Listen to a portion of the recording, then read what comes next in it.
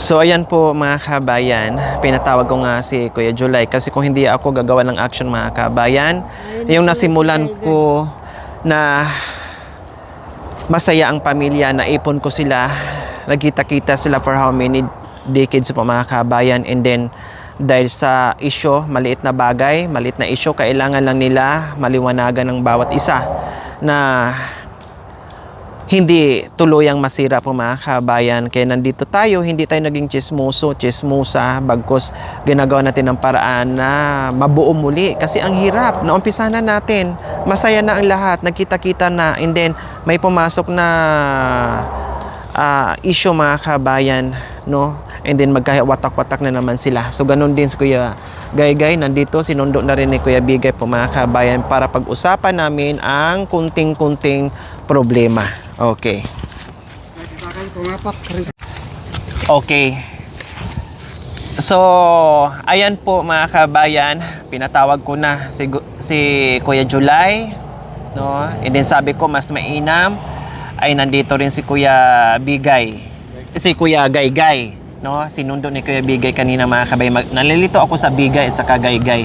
Talagang mag-ama. Parehas halos magkatunog yung pangalan. So si Gaygay, no, kapatid ni Kuya July po mga kabayan. So pinasundo ko na. Kasi ayoko yung may naririnig ako mga kabayan na masakit din sa akin. Sabi ko nga sa kanila, ako mga kapatid nyo na. Sila ni Nanay Gemma, si Kuya Bigay, halos magkakapatid ko na sila mga kabayan. Si Nanay Terry, parang nanay ko na. Si Tatay Romy, parang magulang ko na. Tinuring ko na talaga silang pamilya mga kabayan.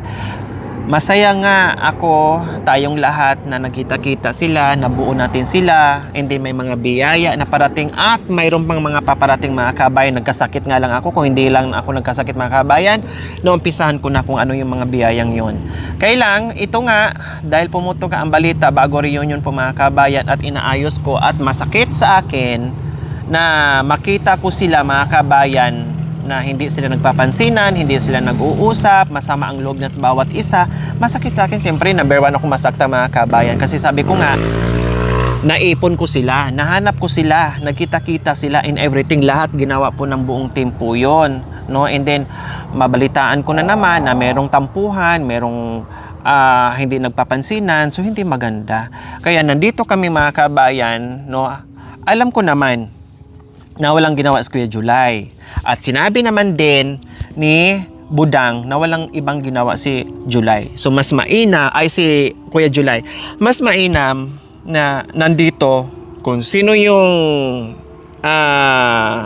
may mali man o wala. Pero kailangan ay matutong humingi ng pasensya at matuto din tumanggap ng pasensya. Parehas, para masaya na wala ng gusot, matapos na, no? Hindi na yung pride isa hanggat hindi na magkakasundo, hanggat tuluyan na namang mawatak yung pamilya, hindi namang magpasinan. Sayang nung nasimula natin. Kasi ito yung naging cause kung bakit hindi kumpleto yung ating reunion. Okay, so Kuya July, umpisahan ko po sa inyo. Ha? Kuya July? Umpisahan ko sa inyo. Napag-usapan na natin ito at naitanong ko na sa iyo kung ano ang ginawa mo kay Budang. Pero ang sagot mo ay wala. Okay. Naghiram lang ako ng charger ng flashlight. Tama ba ang sinabi ni Budang na nung pumunta ka daw doon, tulog si Budang, ginising mo? Tama. Tapos nahawakan mo dito? Tsaka nahawakan mo sa kamay? Ayun. So yun naman din ang sabi ni Budang. Wala nang iba? Wala. Oh, wala naman. Yun naman din ang sabi ni Budang na ang ginawa mo daw, ginising mo daw si Budang, hinawakan mo dito at hinawakan mo yung kamay. Siguro hinawakan mo yung kamay dahil tinuturo mo siguro na pupunta sa kwarto na kunin yung charger. Bukod doon, wala na. Walang hinawakan na masilan na bagay o bahagi sa katawan ni Budang. Wala. Okay. So Budang, si Kuya July walang ginawang masama, walang ginawa, wala. So anong ginawa ni Kuya July sa iyo? Hinawakan kamay, tapos ginising ka. Oh, alam ba ni Kuya Gaygay yon yung nangyari? Alam? Hindi niya alam? So walang alam si Kuya Gaygay. Umaga po. Oh, so walang alam pala si Kuya Gaygay, mga kabayan. No, walang alam. So ngayon, Kuya July, na nandito ngayon si Budang, no? Kahit sabihin natin, syempre ikaw lalaki. Kumbaga, nag-cause kasi doon sa hawak.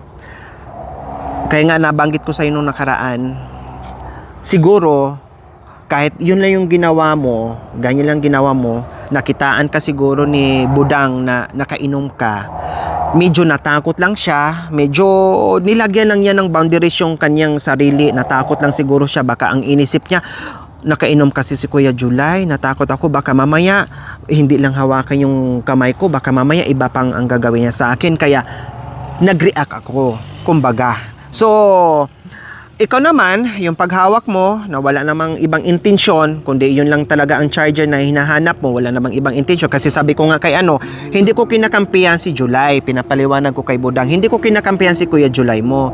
Kailang, ikaw na rin mismo nagsabi na walang ginawa si Kuya July mo. And then, sinabihan ko na si Kuya July, yan ang mahirap kasi minsan Kuya July. Kaya sa susunod, iwasan mo na. Lalo pag nakainom ka, huwag kang lalapit sa mga babae o sa may asawa na may asawa. Kasi iba ang magiging kahinatnan kapag yung na-touch mo lang, kumo nakainom ka, nahawakan mo lang, mamaya mabigyan ng ibang mali siya, mamaya mabigyan ng ibang dahilan, kundi kawawa ka ngayon. Kasi talagang merong ganyan ng mga babae, malakas ang pakiramdam, natatakot sa mga nakainom na lalaki, baka mamaya iba ang gagawin nila. Kaya may ginawa ka man kay Budang o wala, no, yung paghawak ng kamay mo, lalaki ka at ikaw ang nag-cause o ikaw ang pumasok doon sa kwarto para manghiram ng charger, kailangan mo humingi ng dispensa kay Budang na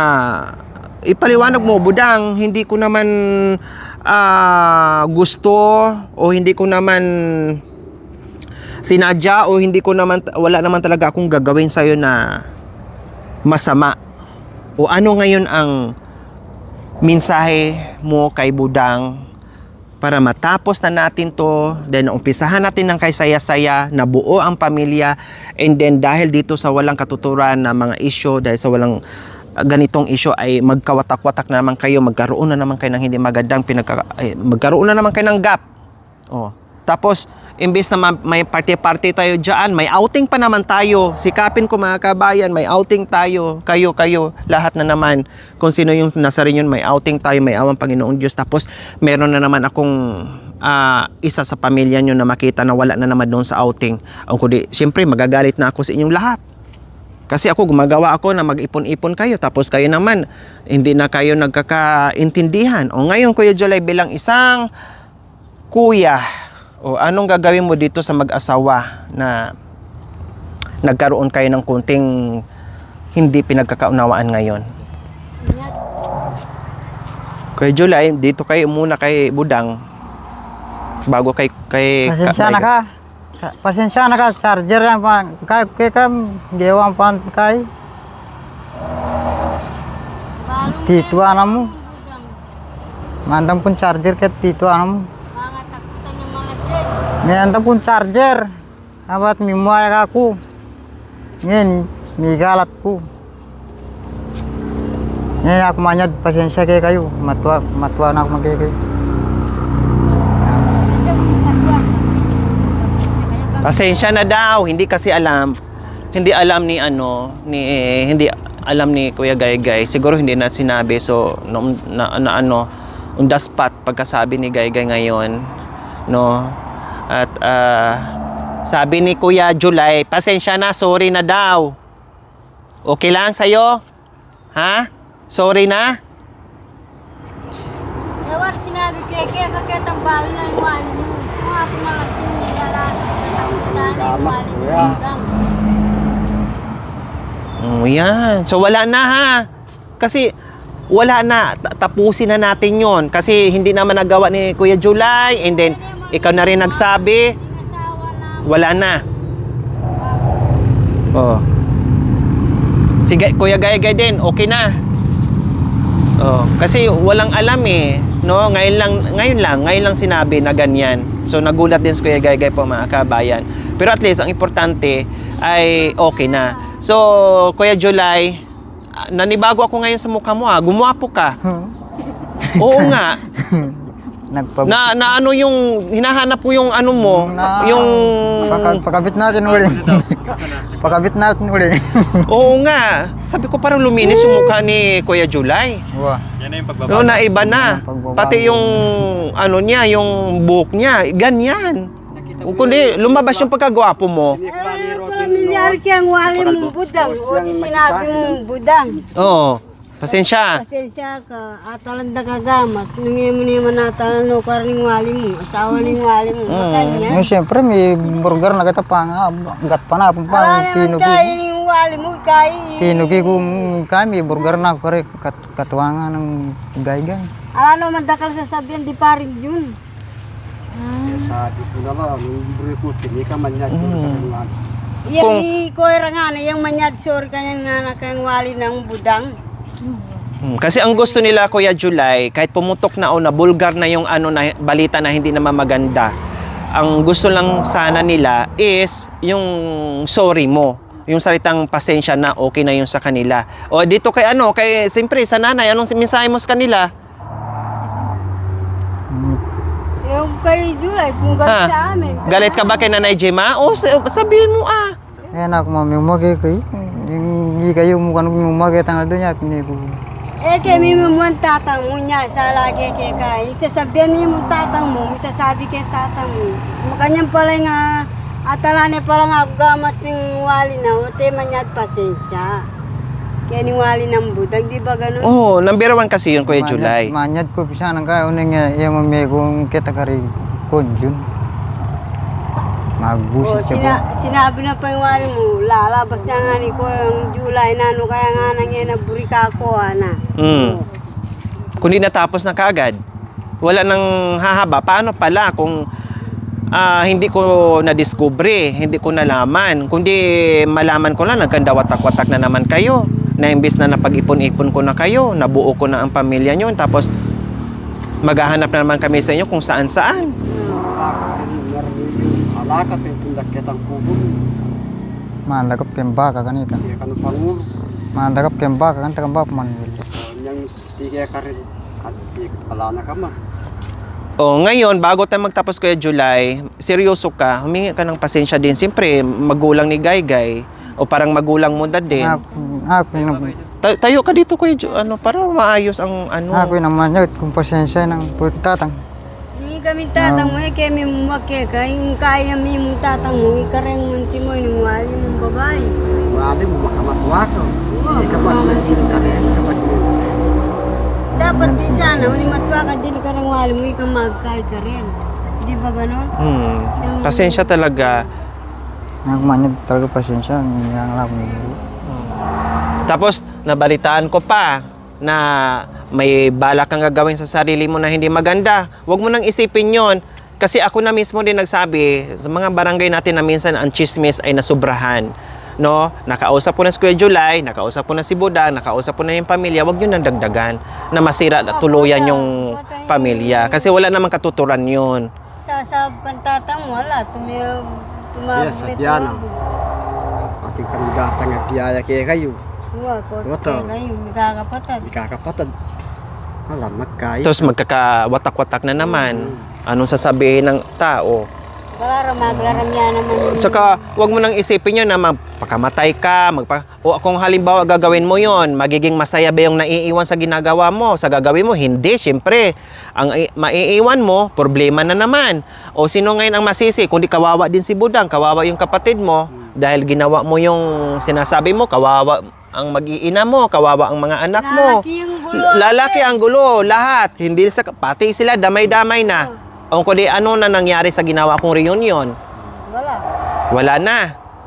Na nagkita-kita kayo na imbis na masaya na tayo. Kaya huwag mo nang gawin yun kasi lalo na ngayon kay July, tapusin mo na yon. Huwag mo nang itanim sa isip mo na pumutok yung balita. Hayaan mo na yung balita. Ang importante, nagkaayos kayong pamilya. No? Higit sa lahat, wala ka namang ginawa at nasabi naman din dito na wala kang ginawa. Kaya malinis na ang iniisip mo ngayon, Kuya July.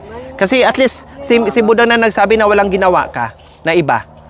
Kundi yung paghawak lang ng kamay at yung pagising lang yun lang. Oh, wala namang sinabi si Budang na hinawakan mo, sinanchingan mo, in everything, wala naman. So, ngayon, tapusin mo na kung ano mga iniisip mo, wag mo nang bantaan yung sarili mo, wag ka nang mag-ano kasi wag mo nang dagdagan yung problema. Tapusin na natin to. Kaya nga sabi ko, nandito ako kahit hindi pa ako ganun kalakas, pero nandito ako kasi gusto ko maayos to. Na ayaw ko yung nasimulan ko na masaya kayo, nagkita-kita kayo, tapos matapos kayo sa ganyan-ganyan lang. Oh. Hindi ako makatulog, hindi rin ako siguro nagkasakit na rin ako dahil kay iisip ko na ganito ang balita. O kaya nandito ako para ayusin, tapusin, wala na. Humingi ka na ng pasensya kay nanay, kay Kuya Bigay, and then sa mga ito, kay Budang, kay Gaygay. Yun na, importante, nagkasundo kayo ulit ang pamilya. Ha, Kuya July ha? Apo. Wag na, tapusin na natin. Ngayon babawi tayo para maayos. Yun, ang gagawin, babawi, magandang yon salita, babawi dahil may outing na naman tayong paparating. Ipagdasal natin, mayroon lang akong tapusin sa mga magkakapatid. May gagawin lang ako para sa sa ating lahat. Okay, July ha? Kasi panganay ka. Panganay ka, ikaw ay inasahan ng mga, alam mo naman ang sitwasyon ni Tatay Romy and Nanay Terry. So panganay ka, parang ikaw nagsisilbi ngayong magulang sa mga kapatid mo. O kundi anuhin mo sila, iakay mo sila. Ikaw ang mag-number 1, iakay mo sila. Kasi wala silang ibang wala silang ibang aasahan yung Kuya July nila. Iakay mo sila. Hindi yung kayo ang number 1 magbigay ng problema, hindi. Kayo yung number 1 na mag-aakay sa mga kapatid mo. Kasi kayo yung Gumagawa silang mali. Oo, tama. Ikaw mag-guide.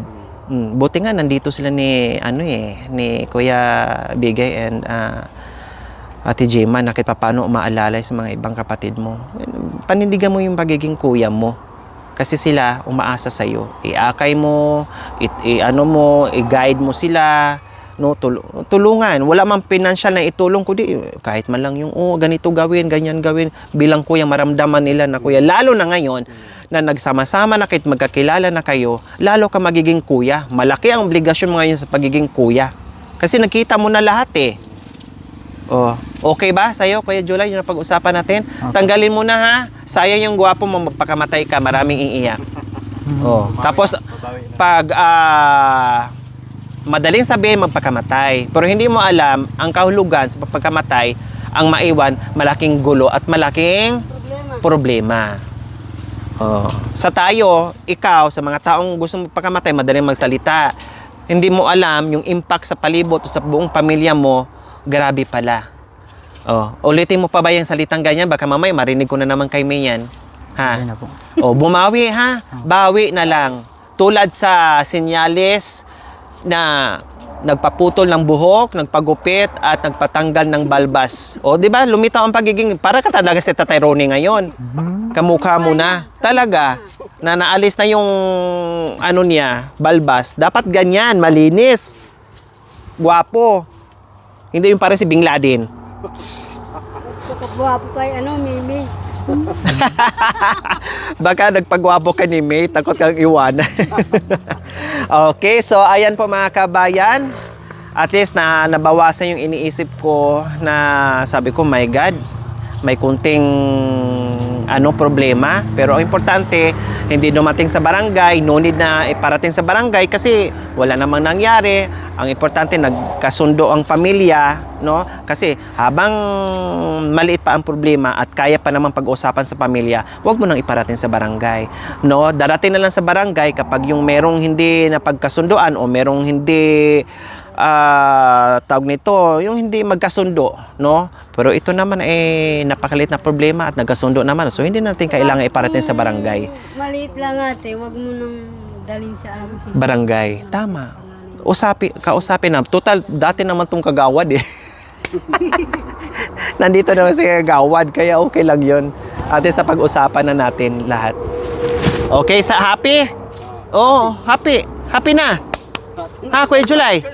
Happy na? Oh, happy na. Oh, buti pas Kuya pasensya na, na-disturbo tuloy. Palay?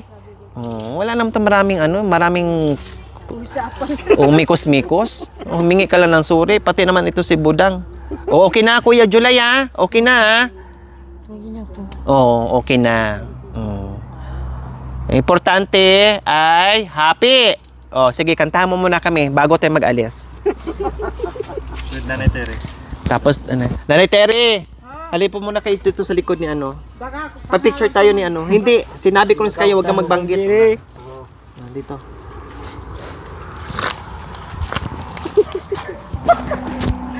Baka pangalan ko na Hindi. Sabi niya hindi na. Nakalimutan niya daw niya yung pangalan mo. Sige. yan. Sige na. Nandiyan na sila. Magmimerienda na tayo ngayon. Magmimerienda na. Sige. Sige. Ayan. Oo, pangalan ko pa rin eh. Ayan ang sinasabi ko eh. Sabi ko, hindi Tareya ang pangalan ko.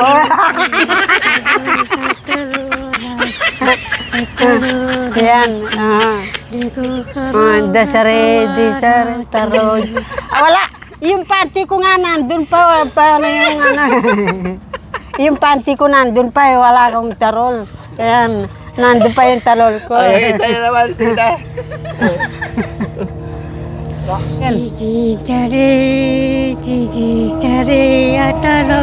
Talo. Tuwang nandun pa yung isang talol ko eh. Oo, yung talol.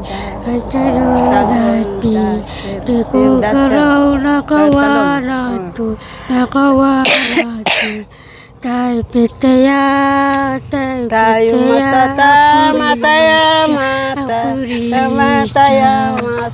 Anong mataya? Budang. Ay, lakas na pang-asa sa biyanan eh. Ay tayo, tatalo. Okay, so ayan po mga kabayan. At least masaya na ulit. Wala ng problema. Kaya July, halika nga. Di ba sabi, alandata? Ano sa pakiramdam mo ngayon na naayos na natin tong maliit na gusot? Ano na po? Lumuwag na yung... Lumaglag ng ping... Ha? Lumaglag ng ping... Lumuwag na. Okay na yung pakiramdam mo ngayon na mag-usap-usap kayo. Oh, wala na ha. Tapusin na natin yun ha. Huwag na mag-isip kung ano-ano. Hayaan mo yung balita. Ang importante na patunayan mo sa sarili mo at dito sa amin no na wala kang ginawang iba. Kundi yun lang. Yun ang importante ha. Okay, sige. Hayaan mo na yung mga tao nagchismis. Ang importante, tayo, nandito si Kuya Bigay, nandito sa Ate Gemma, napatunayan mo sa sarili mo na wala kang ginawang iba, kundi iyon lang. Hayaan mo na yung chismis, kasi ang chismis talagang ganyan. No? Ito lang ang ginawa mo, ang dating doon sa iba, ganyan kahaba. No? Okay, sige.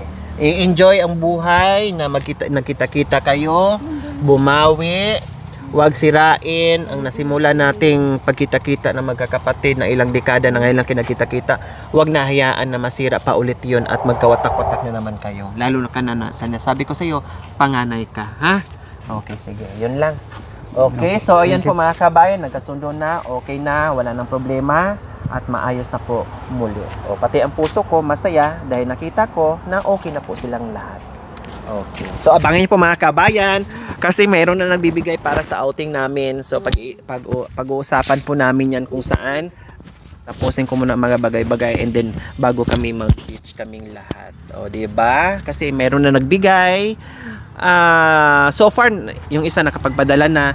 Tapos yung isa magpapadala pa lang. O malay natin mga kabayan, madagdagan pa yung ating pa-outing, budget natin sa outing mga kabayan. Kasama naman ang buong pamilya ni Tatay Romy, mga nanay ng mga anak ni Tatay Romy, no, at ni Nanay Terry mga kabayan. Lahat kami, kung sino yun nandoon sa reunion mga kabayan, ay sikapin ko rin ay makasamang lahat para mag-enjoy.